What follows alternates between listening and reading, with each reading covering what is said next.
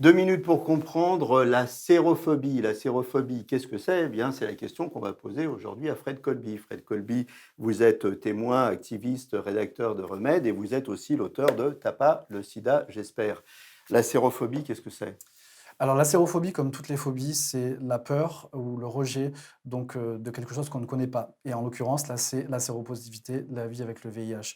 Donc la sérophobie, ça peut donner lieu à des rejets, à des discriminations.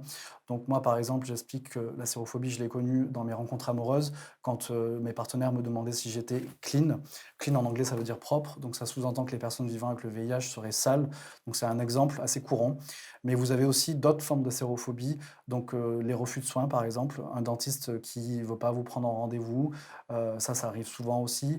Vous avez la sérophobie dans certains métiers, des métiers comme l'armée, la police, qui aujourd'hui ne prennent pas de personnes séropositives, alors qu'aujourd'hui on sait qu'on peut vivre bien et longtemps et en bonne santé avec le VIH grâce au traitement.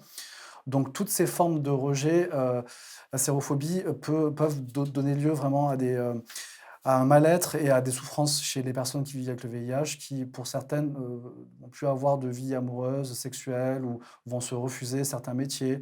Donc aujourd'hui, il y a beaucoup d'associations qui travaillent à lutter contre la sérophobie, donc à lutter contre ces discriminations.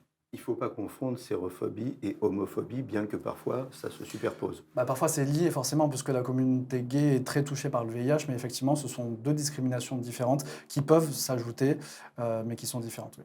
Oui, absolument.